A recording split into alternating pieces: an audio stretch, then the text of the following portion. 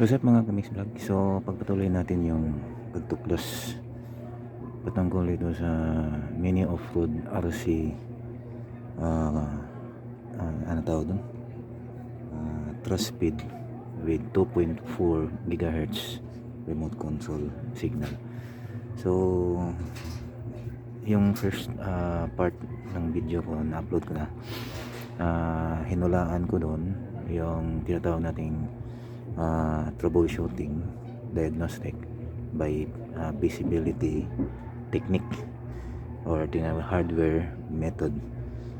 So ang hula ko doon malamang yung battery, yung lithium battery na 3 volts yung sira or palyado na. So ngayon papakita ko na totoo yung hinala ko. Ito na.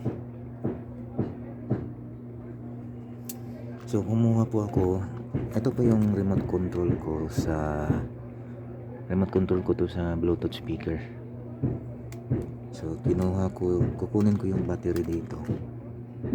Okay, so bago yan papakita ko yung battery ng remote control na ito na ano talaga, weak na talaga.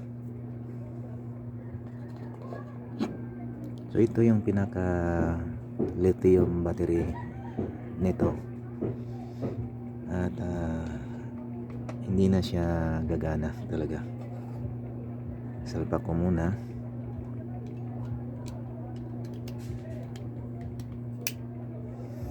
At ito na.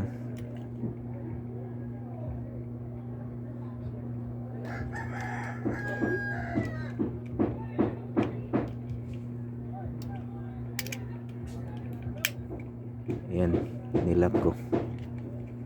Ito na yung pinaka control niya. So tutok kayo mga kamislab. Yung ano niya, left and right throttle niya is ayaw mag-function. Tapos yung backward saka forward ayaw din. Yan o.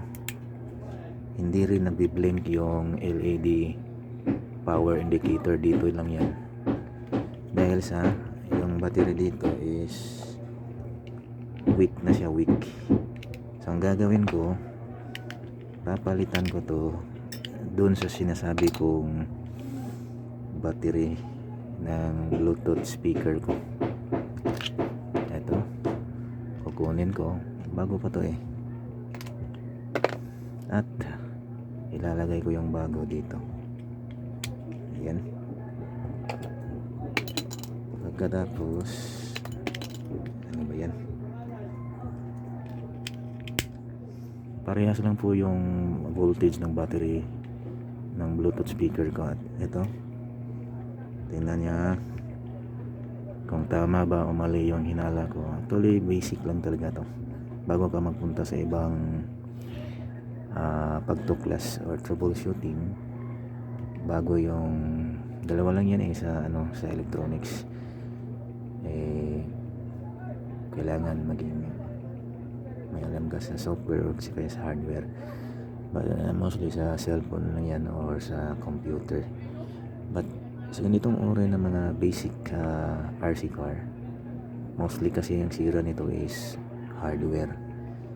Okay, kaya dito yung hardware method in-screening ko kanina at ngayon. Ito na, tuksan natin. Nandito na yung bagong battery. Okay, pinalitan ko na at ito na. Tingnan natin. Yan. Tutukan nyo yung gulong. Okay, zoom ko muna, zoom. Ayan.